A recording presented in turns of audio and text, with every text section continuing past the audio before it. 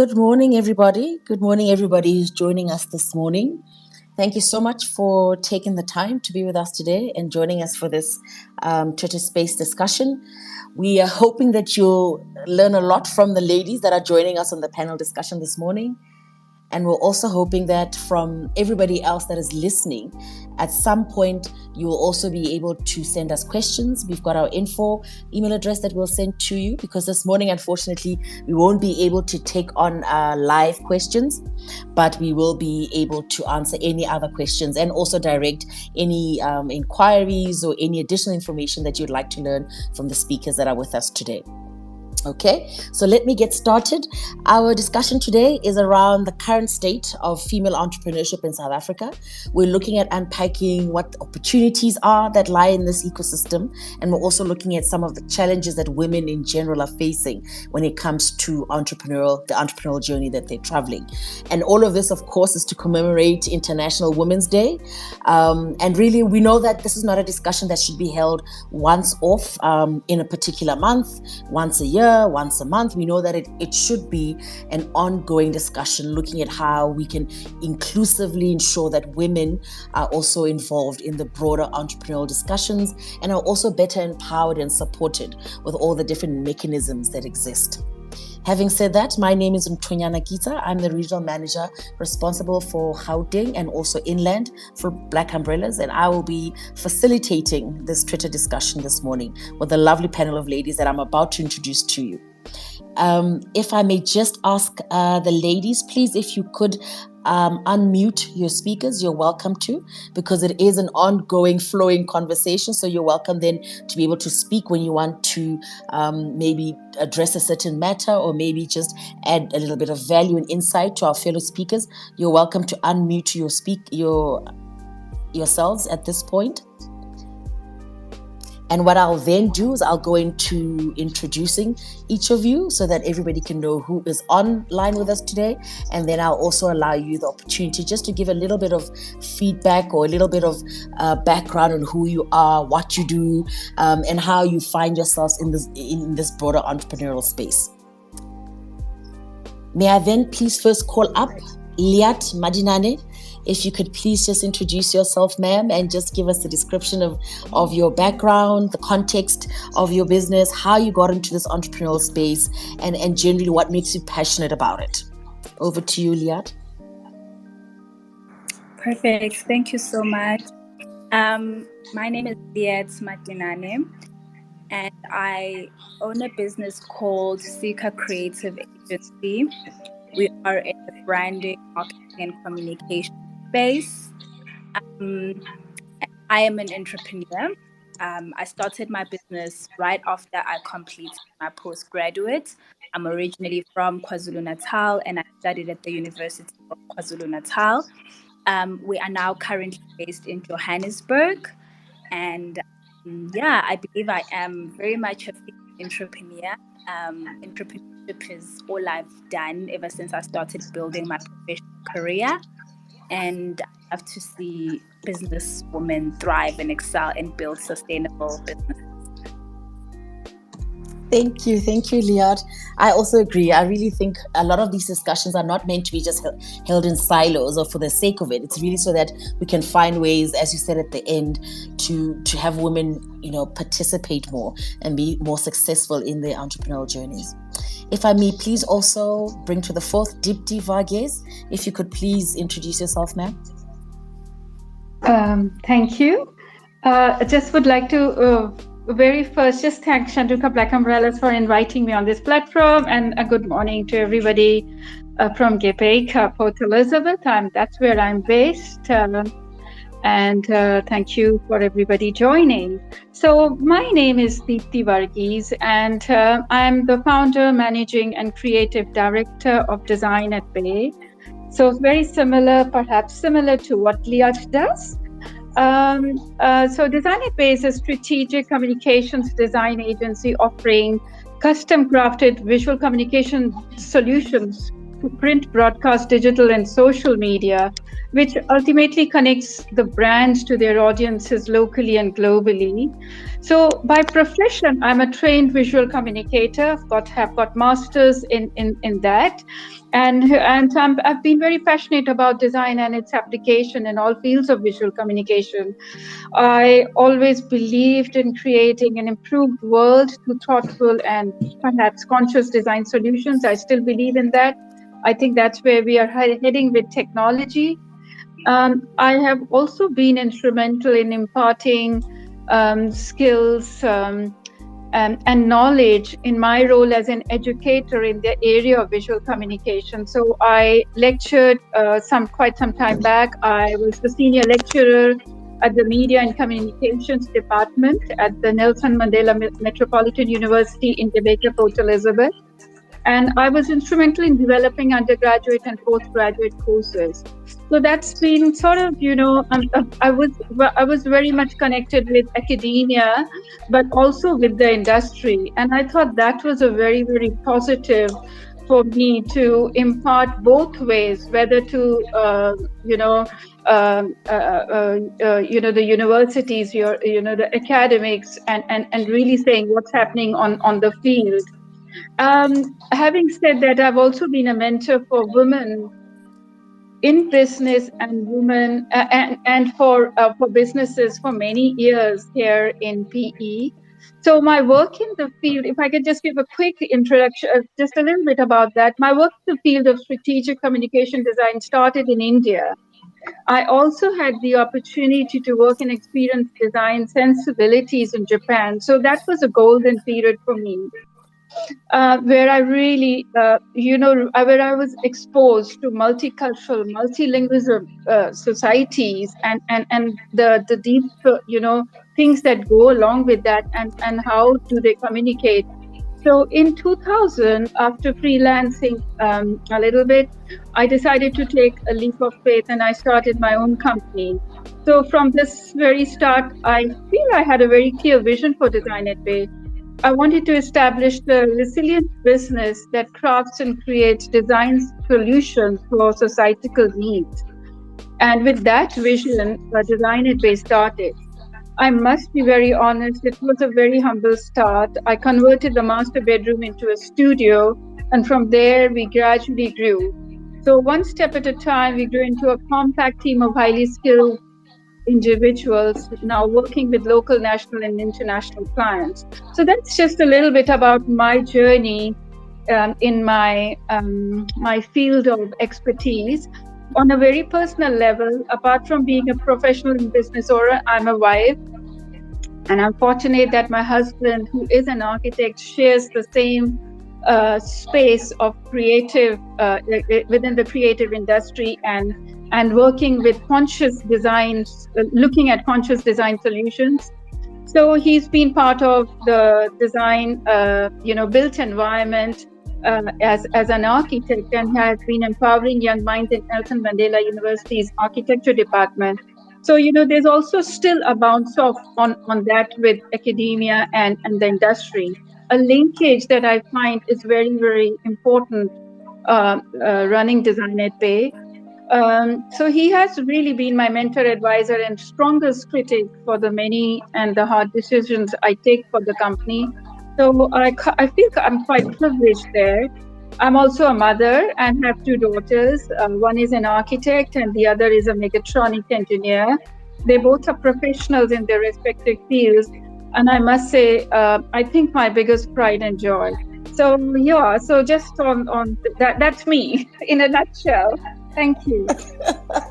Thank you very much, Dipti. Thank you very much for sharing so much of what you are, what your life is, some of what your passions are, and also what builds you in terms of sharing about your family. I think you've touched on so many points that we'll talk about during this discussion around being a woman, being a mother, the expectation of business, and also the expectation of being strategic about it, and also the kind of support that we would like to lean into or we would like to see maybe provided or added on to the journey, specifically as a woman in business. Thank you for that, Dipti. May I also then introduce Jade Lee Herman, please? If you could please introduce yourself, your business, and your passions, ma'am. Hi, everybody. Deepti, it's going to be so hard to follow that. But No, it isn't. We all have our journey. We have our individual journey, JD. yeah. Yes, true. So my name is Jade. I feel so informal. On my profile is Jade of Flavor. I am a. I also started as a creative, but I have to be honest, I'm more technical minded. So I'm not a creative anymore. I'm a business analyst at heart. I do actually own a marketing agency that specializes in PR, but this is why there's a team who's actually creative that runs it, and I just sit and address chaotic emails. That's all I do. Aside from that, I am a venture builder and an innovation specialist. I work within the business development space for accelerators and incubators, and I have a huge passion for female entrepreneurs as well as single mother entrepreneurs because we have our own challenges. I am an advocate as well for fair and equal opportunities within female entrepreneurship and female business owners in corporate South Africa and Africa. I also run a few nonprofits that do empower females within rural areas. Okay, a few nonprofits, it's two. Sorry, I made that sound so extravagant. It's only two that run opportunities and courses for females in rural areas to be tech enabled and just to see that they can keep up with 4R. There are opportunities outside of what they see within the rural areas. And we climb Kilimanjaro every year to fundraise for animal welfare and those organizations. So that's Jade in a nutshell. And a mother of 3. There we go. Thank you so much, Jade. Thank you for that introduction on yourself and your passions. And look at what you've just given us. A very interesting nugget. You climb mountains. Unbelievable. If that is not a superhero feat in itself, I don't know what is. So like I mentioned, individually, we travel journeys, and individually, we're all equally colorful and also very exciting.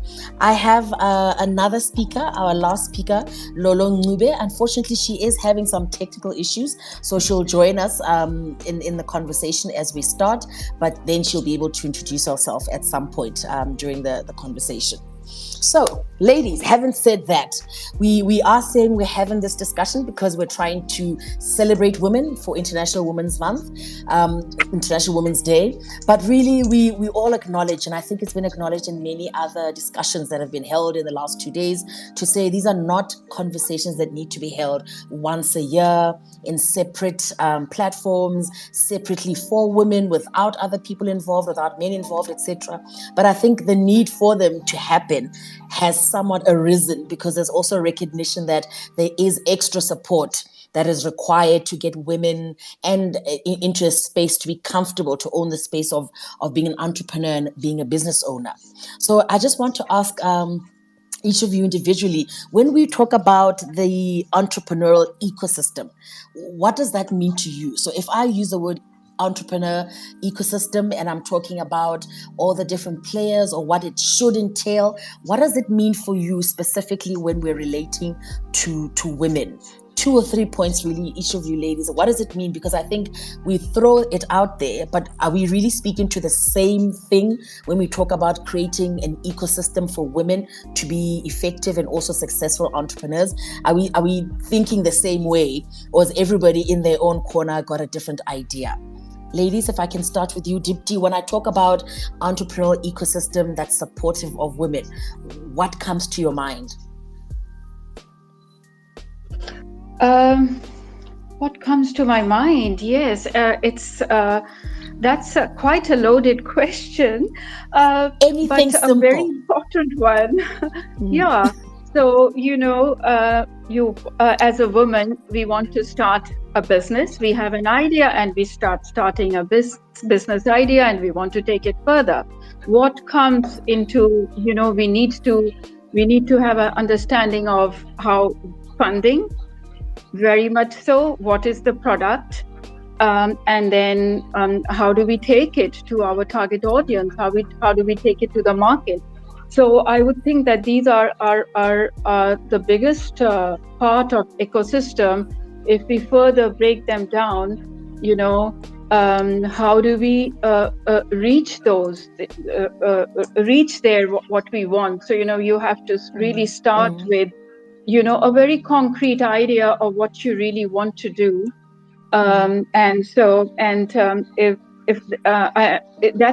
sort of your own thing, but you also have to do so ecosystem. If we say ecosystem is all about being able to, what are the support systems that you have in order to go around that. So you need as women, there are lots of things happen now as we have grown into our democracy. I still look back when I started in 2000, and there was not too much around. But nowadays, the ecosystem, there is a supportive ecosystem for women.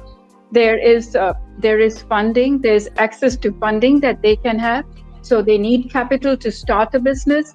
So that's one of the ecosystem that is very much, is integral to there. Then what kind of a support, what kind of other support things you have. So we have lots of support systems in the country at the moment. If you look at IDC, your CEDAs, your Savens, your women enterprise. So those are very much part of your ecosystem where you need to tap onto them and see where and how they can sort of mentor you, guide you. You need guidance, so that is there. And then being part of opportunities to how do you take your, if it's a product, if it's a service, whatever you are planning to do, how do you take it to market?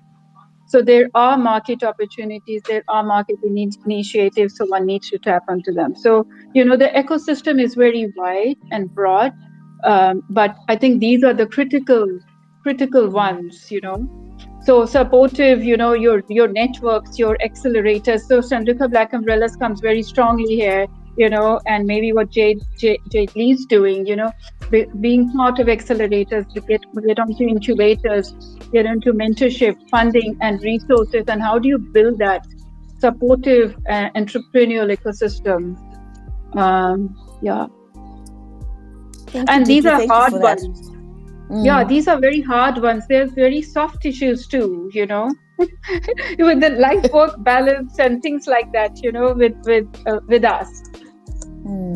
No, absolutely. I mean, and the reason I'm really asking is to get an idea, because we sometimes have an expectation of what we would like it to be, or what we want it to be ideally, but then in every little corner, I mean, you're in Gqeberha right now, in every corner, whether it's in a rural or urban context, as women, we're different. And as the businesses that we're running, they're different as well. So when we talk about this ecosystem, that is supportive of women, sometimes the interpretation might be different.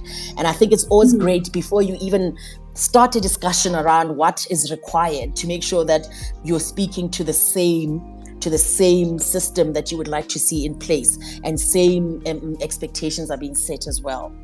And from you, Jade, what when we talk about a supportive entrepreneurial ecosystem, that supports women and facilitates women and allows for participation of women, what comes up for you?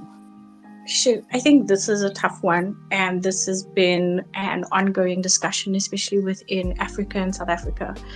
So for me, what it would mean in an ideal world, supportive means truly understanding and being empathetic to the challenges that women face within corporate Africa and South Africa. Because if we're growing entrepreneurs, we are growing people we hope would be a camel or unicorn or whatever we may differentiate someone as, or formalizing a survivalist skill, if you want to, one of those businesses.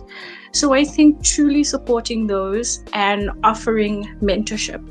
Now, there are platforms and ecosystems that can grow and develop female entrepreneurs, but that is at like a huge cost. And I think a supportive system forgets the rate of single mothers in Africa and that they can't always be paying 10,000 Rand a month or for a program to get quality mentorship, even though incubators and accelerators are geared to promote or looking for female entrepreneurs more, it's more tick box than we are actually here to support you. Just an example, there are a few accelerators and incubators where they don't understand that half of the entrepreneurs are either single moms or they are female students still studying or have just graduated who have an innovative idea. But that comes with its own challenges, especially now with travel and transport being risky for ladies to just travel and attend networking evening events. That is a barrier. How do we support them? With that, how do we support people who have to choose between feeding their kids, and it's not that men don't have the problem, but feeding their kids versus taking a 300 Rand Uber to another place where there is a pitching event? Can we even email our mentors to say, listen, I am a one-person provider home, and the reality is this is what is holding me back in my business. It is funds, but because I have, this is a situation. So for me, fully supportive means the social aspect needs to be supported for female entrepreneurship. Yeah. Thank you, Jade. And I think when we sort of come together and try to understand what we think would be the ideal areas within a supportive ecosystem, which is some of the things that we'd like to come out of this conversation with. Support definitely is a word that's used, but what type of support, I think, is what you're trying to speak to. What type of support are we specifically needing for women who are business owners and entrepreneurs? Because support is quite varied. And the challenges, I think, that are faced by women, young and old, and also just being a business person, they affect us differently. And we need to acknowledge this and find ways of overcoming some of these barriers. Thank you, Jade. And if I was to ask you, I see Lolo's not here yet. That's okay. If I was to ask you, Liat, what is your take when we talk about ecosystem and a supportive ecosystem for women? What are some of your thoughts on that? Thank you for that. So a couple of things for me, and I think the first is understanding the entrepreneurial ecosystem for women on an umbrella perspective, and then also like going a step further, breaking it down. The reason I say this is because we have women who have went out there and have used their skills and have started businesses to provide for their families, as an example.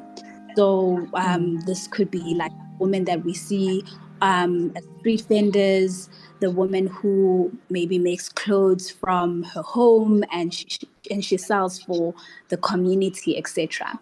Then you have another group of women who have went a step further and are running businesses that are maybe employing people, and they are taking a more formal approach to their businesses. And then if you go further, you have women who have possibly maybe excelled in corporate, and they have the skills, the networks, and they then run, more structured businesses in terms of they're very strategic and they have executing wings in those businesses. And the reason I'm just, because personally, when I hear your question, that's how my mind looks at it, that while we are having an entrepreneurial conversation, we need to understand that entrepreneurs are also very much categorized. Essentially, at its core, business is about solutions and it's about profits. But when we look at how women are then running their businesses and the various challenges that they have in their businesses, those challenges vary according to where the different women are. So for me, then when you go a step further to the supportive element, is that for another woman, she's not necessarily concerned about certain policies, not in a sense of being naive, but it's she has pressing issues in front of her at the moment, and Very maybe much her so.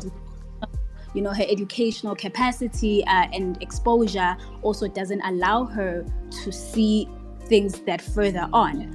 And maybe another woman is very entrepreneurial, but she maybe doesn't have the certain capacity or the certain contracts that require a certain level of support.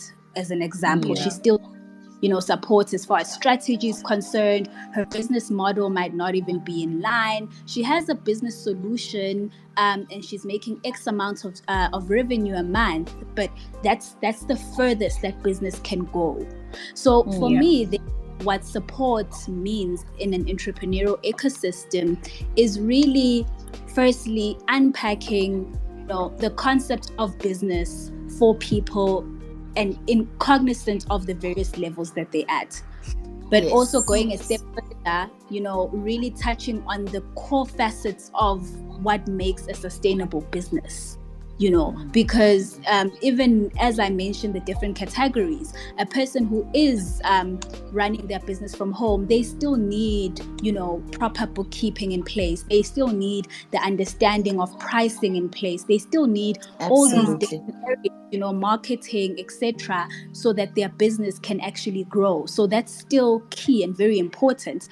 Whereas maybe a person who is more exposed and has been in corporate and understands all these areas could have that knowledge. Those people still need that support in that regard.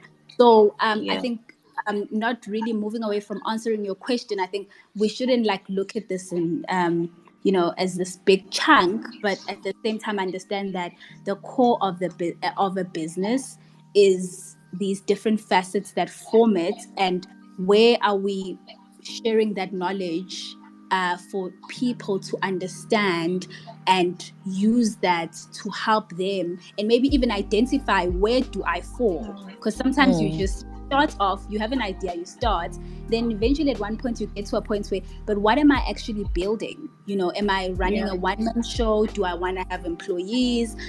Where do I then fall? And then you are able to then strategically, align yourself and get the right resources to take you to that direction that you best fit in.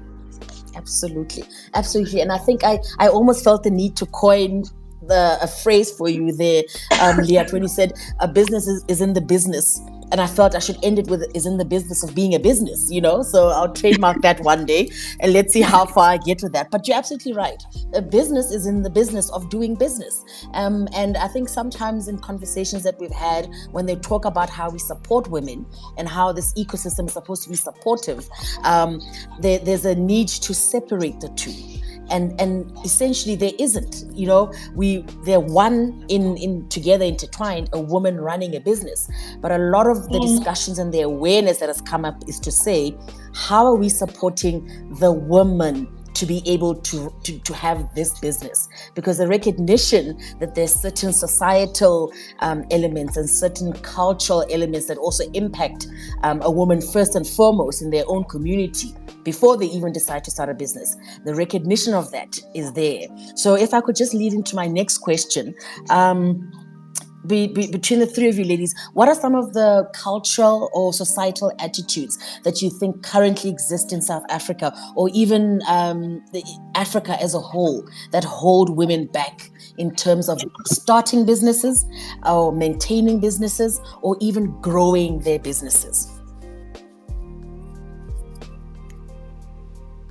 Any of you are welcome to speak. I think I'll go for it, and I'll probably get into trouble for this one. Not at all. This is a safe space, Jade. Yeah, so I think cultural and societal Simply put, if you were to look at it in your own perspective, because we're talking truth here. We're not trying to sugarcoat it, and we're not trying to make it too hypothetical. I'm trying to be politically correct in what I'm about to say. So, and something I lament quite a bit about is being a female colored business owner right now across Africa, because this is very specific to me and other female colored businesswomen. There are barriers because we are Black for BEE. So if we want to do business or tenders, we do qualify for certain opportunities, to growth or for funding, but not when it's financing outside of that, because then we are not Black. So I think that is one strange barrier that has been addressed more in the past 2 years. And a few times I've entered a boardroom or a meeting where I then don't put my first name and I just put Miss Herman. And when I get into the boardroom, and to have someone look at me and say, "Oh, you're not Black, and how old are you?" And I'm thinking, and I actually haven't received those contracts. So that is just something very unique to me on a social and cultural and societal front. And that's across Africa, mostly because South Africa is still the only place that calls us colored. So it's like, they're like, wait, what, but aren't you, you should be Black. And then in South Africa, there's this strange divide where that's why you do actually find very few, according to statistics, very few colored women who are high-ranking in like CEOs in very successful businesses. And it is sort of attributed to that because it's just a bit of a struggle. Yeah. Absolutely. I think when already you're talking to having to climb and put more effort as a woman, and now you're also talking about having to categorize yourself as a particular woman in this sort of grading that that exists within South Africa. I completely understand. And from your end as well, Liat or Dipti, some of the cultural, societal attitudes that exist, and the norms that exist within where you do business that you've had to overcome. Or not even overcome. Let me say you've had to push a little bit extra in order to get an opportunity in the door.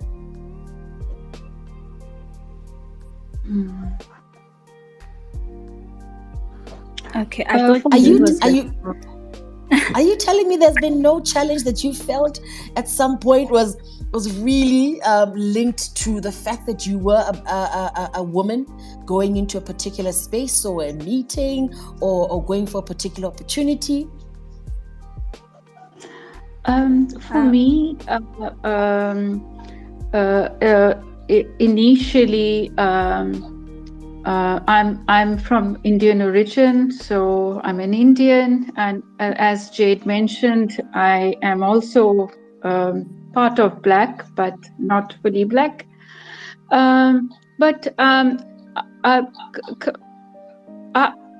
If you're asking a personal thing, then I think it's more about that. I did feel that in my industry, when I started out, and that is, I think I'm 23 years now into my business, there was no one of my color. And for me to be able to stand up and say, hey, listen, I mean, I can do this, I found that was tough. That was very tough because it was very like, okay, I mean, there was absolute, now we have a lot of, other people and owners, so it's very, very good now. But initially, there were lots of challenges. There were these challenges where I was very much doubted. I mean, how well do I know what I'm talking about, and things like that. And I think my survival and my existence was basically on saying that, being very skilled, being able to overcome that by, doing things and showing them, and that's how it was overcome. So I think that was a big challenge. But if I look at our in any society, I mean, I'm talking mostly African, and in our society too, patriarchal norms and values have I mean, we need to touch base on that. I might not have had that problem, but there are so many women out there which face this on every level. You know, your traditional gender roles are assigned, and there are certain expectations. Whichever role you play, like however big you become as a businesswoman and all that, those roles have to be fulfilled. It's very exceptional, some very exceptional families where there is so much support and all, and good for those families. But generally, women do struggle through that, and you know, that's when they have to really, they're always in a crux. Should they be deciding on the family over business, and how do you keep that work-life balance? And that is a role where I see that, you know, as because I have mentored many women in business, I see that has been an issue, and it's very much cultural, societal factors that influence that.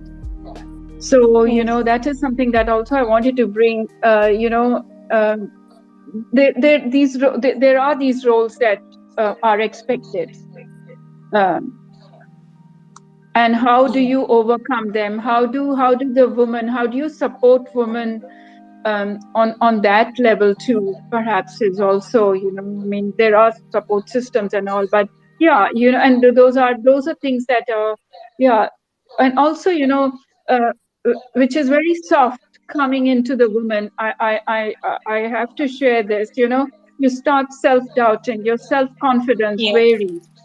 You know, you're put into those brackets, and then, are you doing enough? Are you doing, you know, the things with up? Yes, those things are very real and are with everybody. And as a result, you know, sometimes I feel that, you know, as you grow into these roles, as you become your own business and all that, there is a time when women start facing burnouts and all that. So there are quite a lot. These are real. I mean, they are challenges. They are challenges that one has to overcome within their own society and roles. But yeah, they are real. They're definite, and I agree with you there, Dipti. They are real, and I think this is where we need to have honest and open conversations to acknowledge that these difficulties and these barriers exist. Because I think what we need to do is stop being apologetic about it, and also maybe stop being afraid to say, I sensed, or I picked up in that last meeting that I was in, that there was a sense of my being a woman. I was asked particular questions that I felt talked more to who I am as a gender than they actually spoke more to the business. You know, those different nuances. Sometimes we are afraid to call them out. You know, and that confidence to call them out is what we need to build when we have conversations such as these, on days such as these, because maybe the other 364 days in the year, you might not have the confidence to call some of these things out, but they do exist. And from your end, Liat, any nuggets from your journey where you've experienced particular attitudes, whether in a particular business opportunity or even just as yourself? You know, the confidence, the ability, your technical ability to be able to get here. Was there any point where anything influenced it, but only because you are a woman?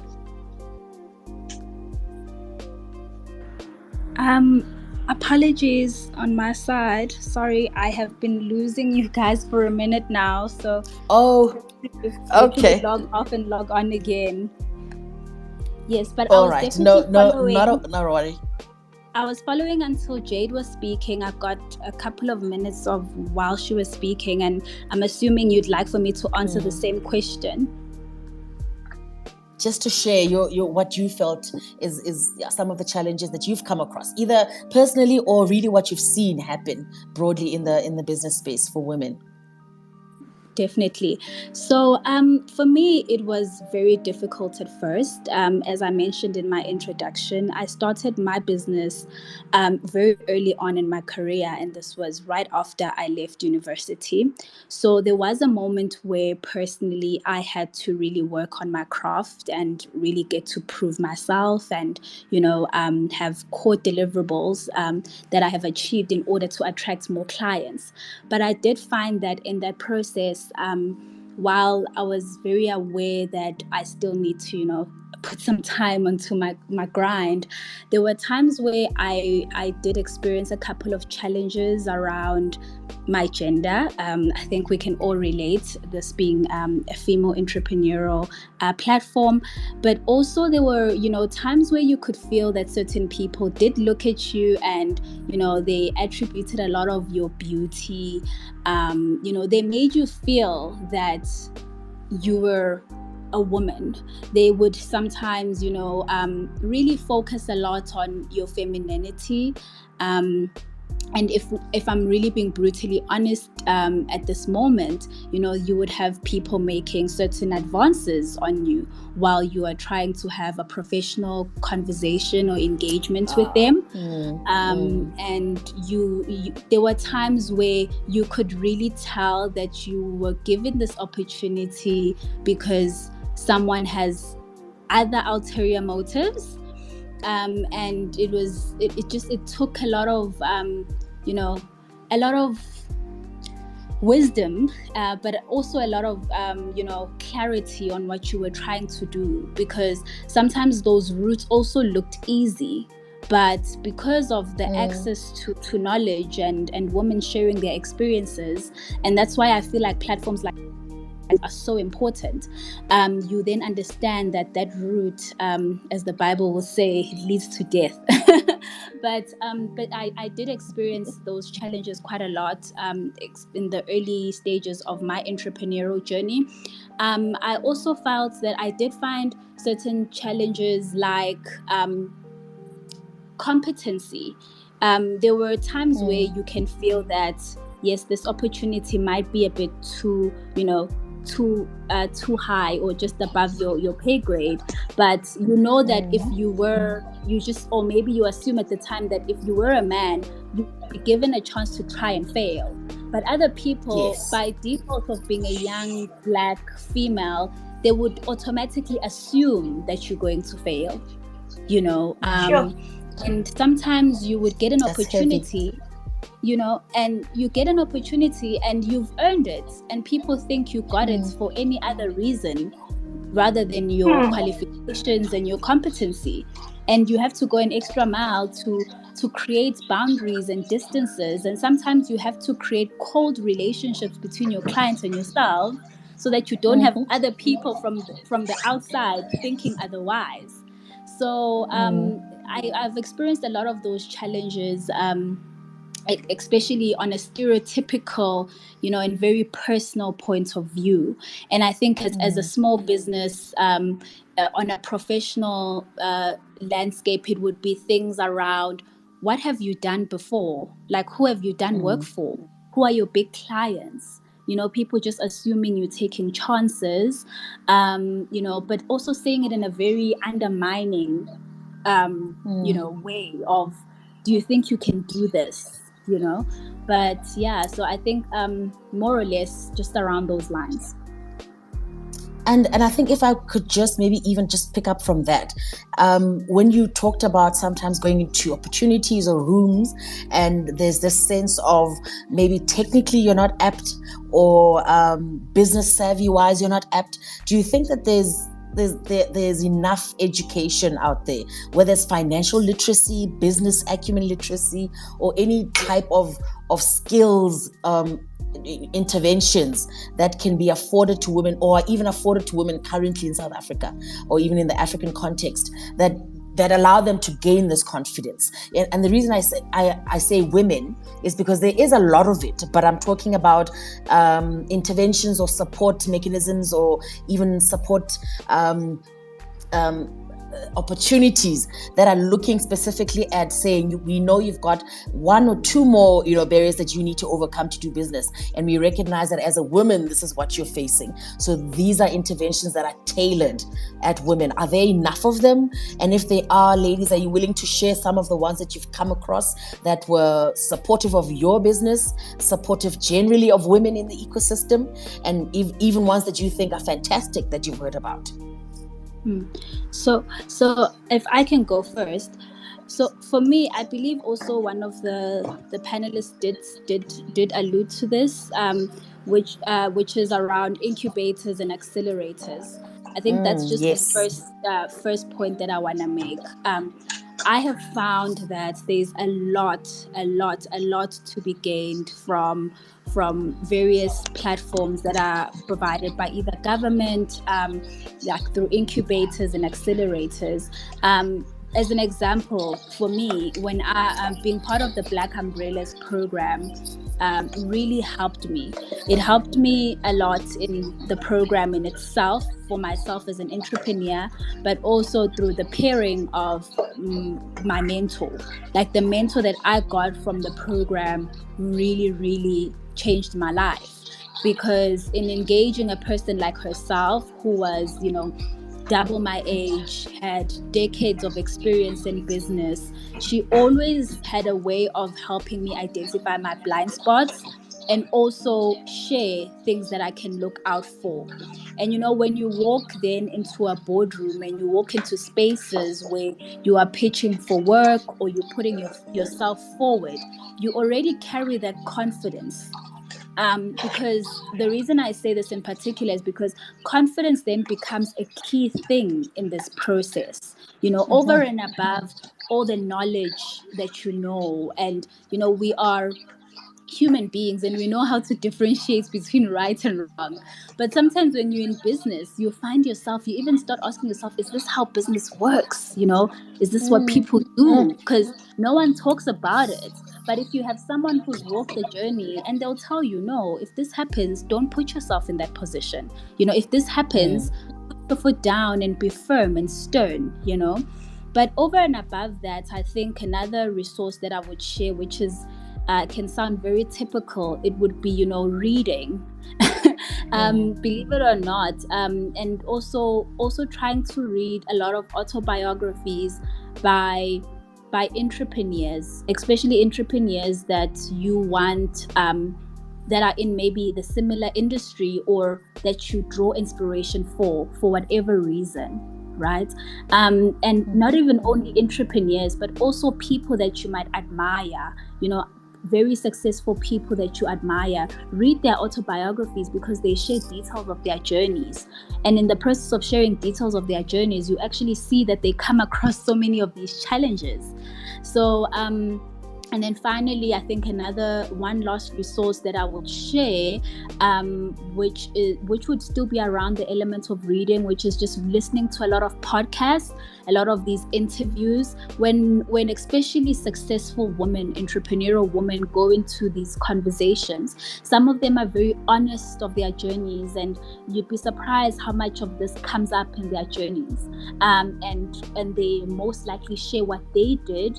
And if you're lucky, they will share what you can do and what they wish they did, But I think on an entrepreneurial landscape, I'm not going to say there's not enough happening. There definitely is. Through incubators and accelerators, there's a lot of women empowerment events. I think there's too many of them sometimes. But when you go to the right ones, you actually hear women talking about this and how to navigate it. So I think for us as women entrepreneurs, it's being open-minded and just really sifting through the information and taking the right information and, circling it back to ourselves. Thank you for that, Liat. I for one don't think there's enough. I think I agree with you. I do agree with you that there is a lot being done, but sometimes it's really done in one one-off interventions, sporadically spread out, and it's not put together in a way that as young women or even as women in business, you leave there having had a lot of the different challenges and some of the gaps that you recognize, and the obstacles that you come across being addressed together. Everything is sporadically addressed, and therefore you always leave like there's something more that could have been done or said, and then you find yourself in the cycle of back and forth. So I think that might be one of the ways that maybe trying to find a way to consolidate a lot of these interventions, so that when a young woman such as yourself, Liat, or any woman leave some of these spaces and these conversations and even some of these interventions, they have a lot of the challenges and the gaps that they have addressed all at once. And from yourself, Dipti, having had so much strategic experience and also corporate experience, what are your thoughts on some of the interventions around literacy, business acumen, and general support for women in building businesses? Do you think there's enough happening? And are there any specific ones that you've come across that were gold for developing women? So if I look at there is quite a lot of things happening. Our South Africa has really progressed on that level to a great extent, as it was saying. Maybe the incubators and the accelerators are a very specific good place to start. I also feel that affordability is a question, but there are lots of short courses. So education around these, there's plenty. I mean, if you look at all the business schools and all, they have a lot of these kind of courses that can gear up women. But of course, it depends on affordability and time, whether you have that. I also felt that, for me, just talking and connecting and networking with women, similar women who face similar issues and all, has helped me a lot. So, here in Jamaica, we had a very, very, very strong business women association, and we had a mentorship board. I was a mentee at one stage, then I was mentor. So, I felt that was a very, very supportive kind of a structure that was put up by them, where you have two mentors for one mentee. You understand a session where you understand what are their difficulties, what are the mentees looking for, and then you club them together with those two mentors who have got expertise on that level. And there you come for 6 months together, and then you actually go through that journey with that. What I found was very interesting is that even the two mentors learn from each other, and there's so much of exchange that goes on, and a mutual understanding of, okay, I went through this, and that kind of a thing. So I think that is also a very, very strong support system, and we have that in the country. It is accessible, maybe more to the urban environment and not so much to the rural. But there is that kind of a thing which I felt was very, very nice. And then I would also think, for myself too, I was never trained in project management. You have to have certain skills when you run the business. You have to have knowledge of finance. You have to have an understanding of how would you go and market yourself. Those are the kind of things that, how do you do the operations kind of a thing? What's the best practice and things like that. So there is definitely a thing where you have to sort of upscale and upgrade yourself. And how do you upgrade? So you have courses available.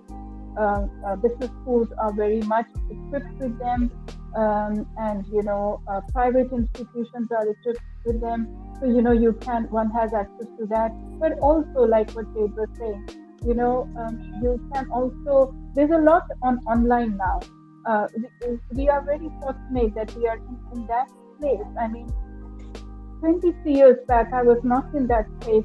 Internet was just coming up. There was nothing about websites, and we just had cell phones. When I look back at that time and I look now, there's a tremendous amount of growth. everywhere, and we have accessibility to a lot of things. We just need to make sure that our support system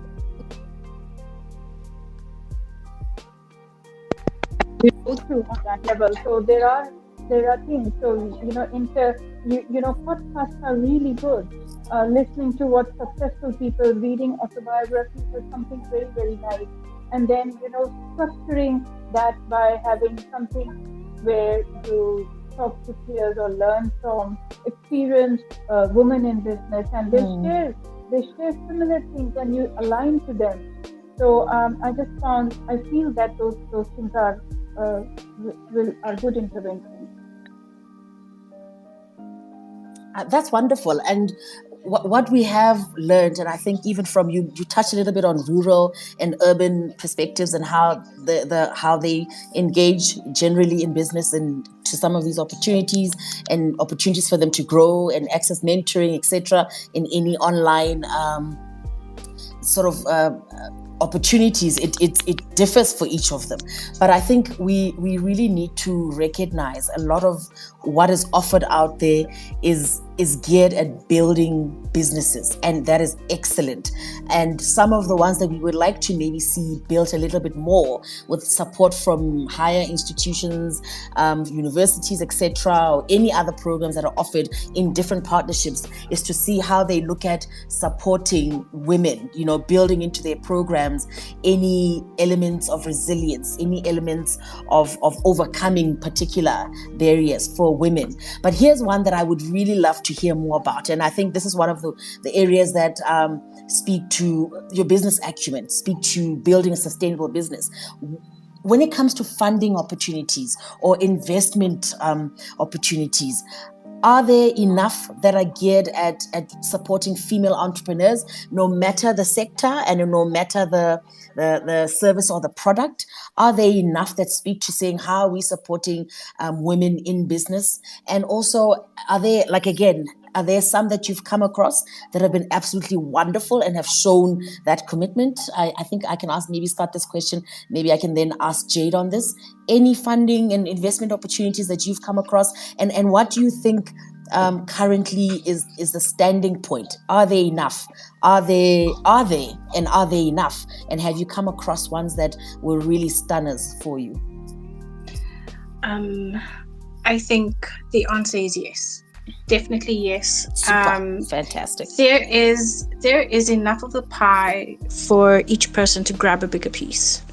And that's many of my clients are venture capitalists or offer funding, or also venture builders. So there is enough of the pie. I think there are programs, and I think the ladies that look or get investment, or that you see winning awards and are scaling their businesses, you have to be very proactive. And I think the problem is, especially within communities in the locations or in the villages or more rural, is they don't know that there is this huge pie and that they are worthy of grabbing a bigger piece, but they need to work hard. Just like the lady said, enable yourself, look for mentorship. So yes, even if you just have to Google funding, whether it's CETA, DTI, universities are very vocal.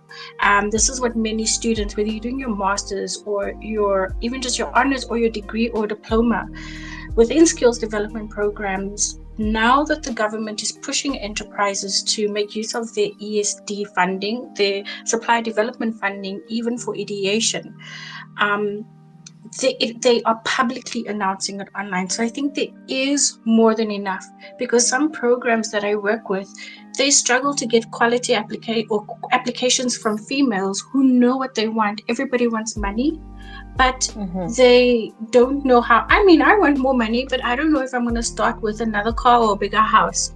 And sometimes you need to just grow yourself before you want to grow with somebody else. It's getting funding is like dating and getting married. If you don't know yourself first, I know that you still have to learn. We have to develop skills, learn about accounting, learn about a business model and all those things. But I would urge all the ladies, just Google what you're looking for in your industry and put funding there, put supply development program there, put incubator, visit your regional office. Your ward counselor, firstly, is also supposed to know about anything within your areas, because I do understand that traveling. And if a ward counselor doesn't know about the business development programs or skills development programs within his area, then please, voting is coming up, choose wisely. But I think there is more than enough. I would just say you have to actively look, Google, visit your universities, even if you don't go to university, look on their platforms and look at the big enterprises in your area and go onto their websites and onto their socials. And you'll see that when they're advertising for calls for when they have funding opportunities. Yeah.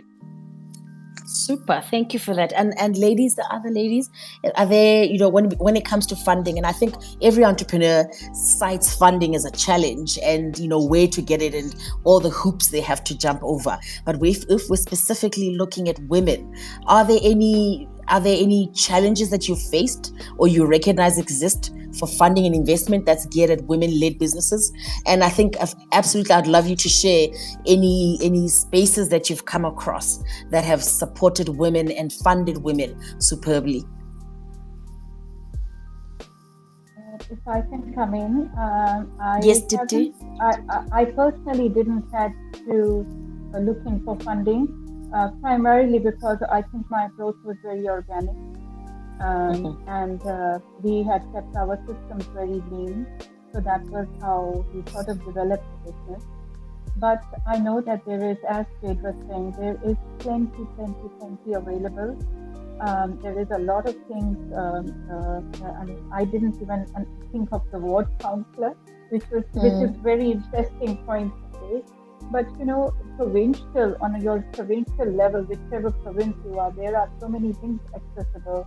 So one can get the information from your chambers, your business chambers.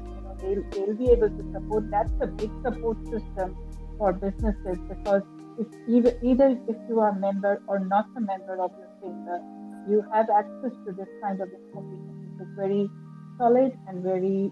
They need to sort of educate you or sit with you and take you through that process. So that's a great one on that level. But then, within Eastern Cape, we have the ECDC, Eastern Cape Development Organization. So, those are funded. So, they look. So I think exactly what, there's plenty out there. One just needs to tap and see, get onto the social media platforms, get onto their website, identify them, and then I think chambers should be able to assist you. I think that's a very good vehicle to take you forward, to put you into connect you to the right people who can give you that information. Ultimately, this whole thing is about information gathering. Yes. How do you get that access to that information? And there is lack of information for women, and that's one of the challenges, one of the very strong challenges. How do you have that access to get access to that? And you need to sort of be proactive on that level within your geographical area. Absolutely. And Dipti, it does come down to research, and it does come down to applying yourself a little bit more.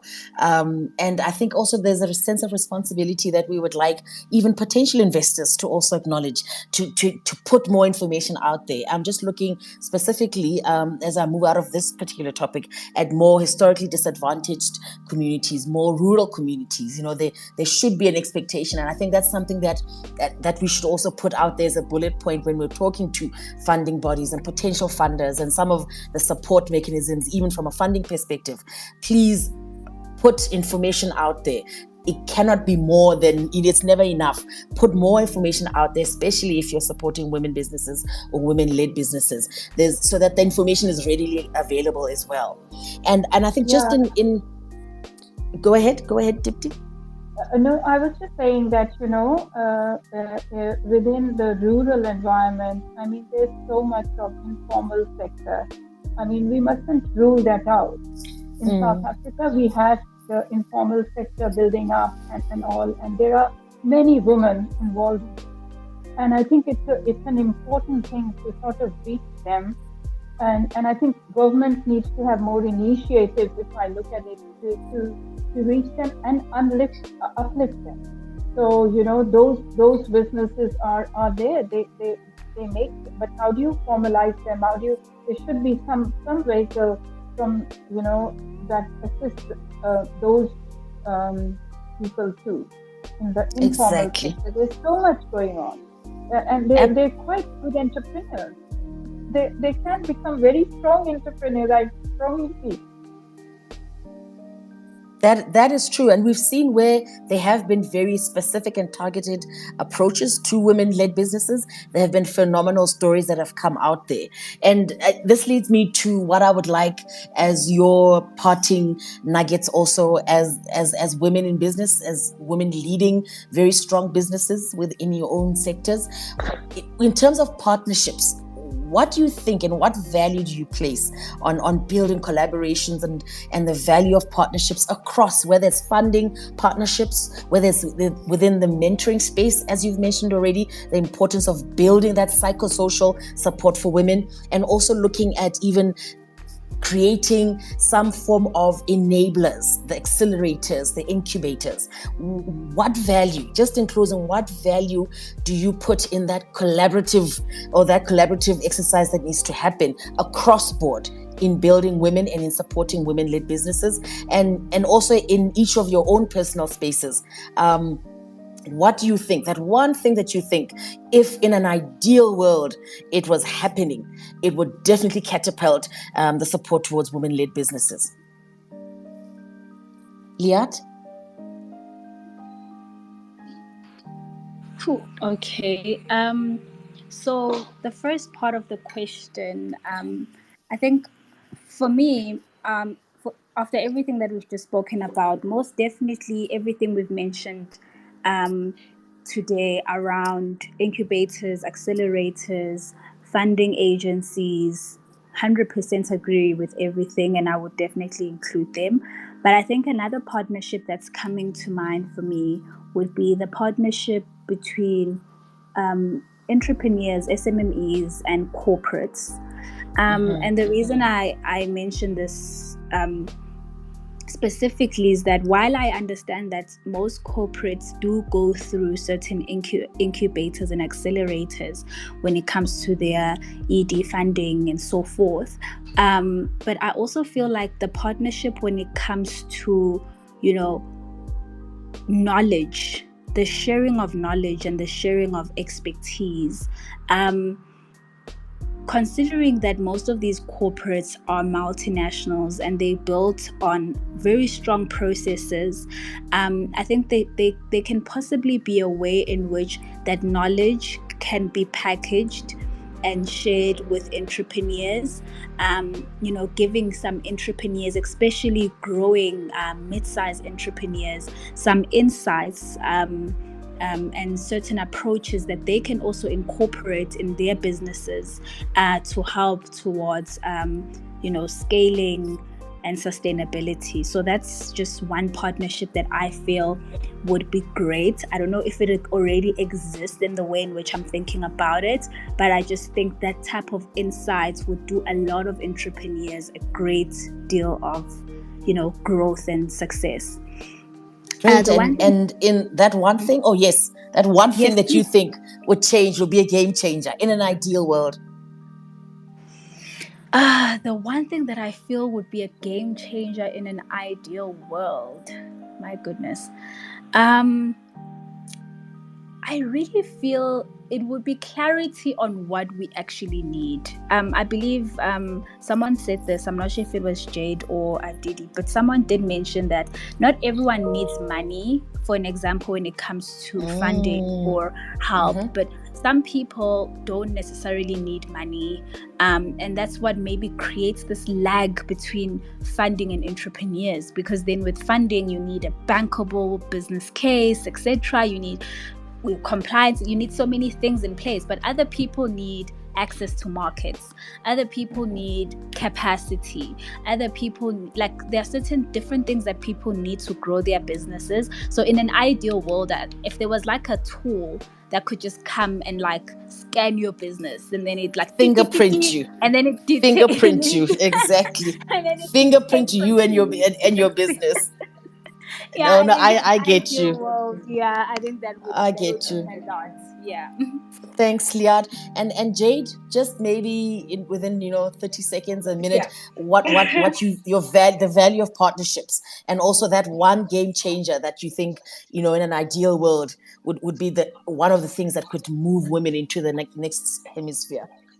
I think the one game changer is, yes, I agree, corporates absorbing more small businesses, female owned small businesses, as suppliers to their business, and they would have to mentor them. I wish that this could be compulsory, maybe under the BEE Act, an amendment to it. Because if it Mentorship. was compulsory for a large enterprise to absorb at least, let's say, 5 female business owners into their supplier database, and actually use them, because that's what an ED program is supposed to be for. You're actually supposed to absorb these small businesses as suppliers, obviously after some vetting, and that's why they go through a mentorship program. But if it was made compulsory that they have to, if you at a certain turnover and tax income bracket for a business, I think it should be compulsory.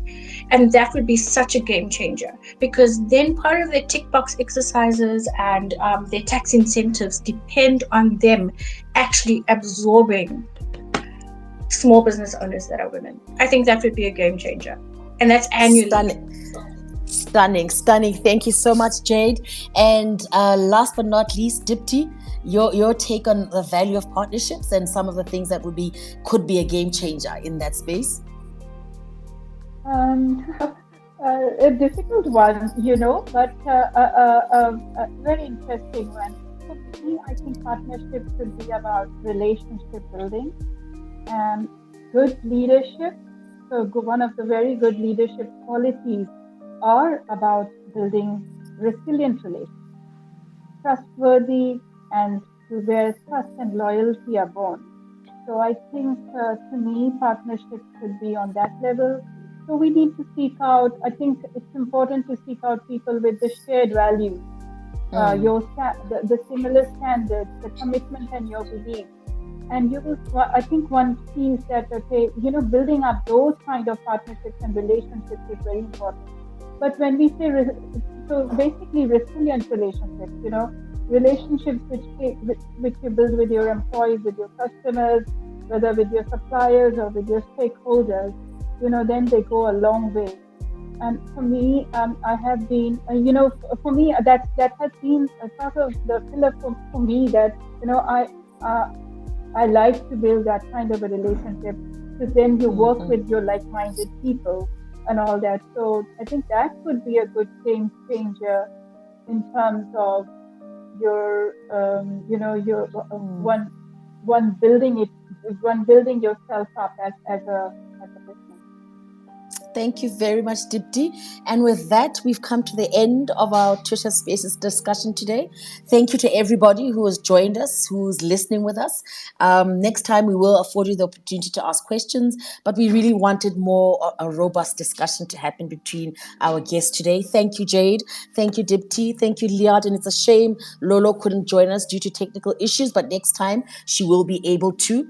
And like I said, we will be sharing the recording on all of our Black Umbrellas social media handles, on Twitter, on Instagram, on LinkedIn and Facebook. So do look out for that. Tell any of your friends and people who wanted to have listened to come back and listen and listen to some of the challenges. And I think what I really believe in closing would be a game changer in this space, especially for women-led businesses, is having more of these conversations and not having them spread out or being owned by particular days and particular campaigns and calendars, but having more of them, so much so that they are the norm, that we don't need to keep having more of them. That, for me, I believe would be a game changer.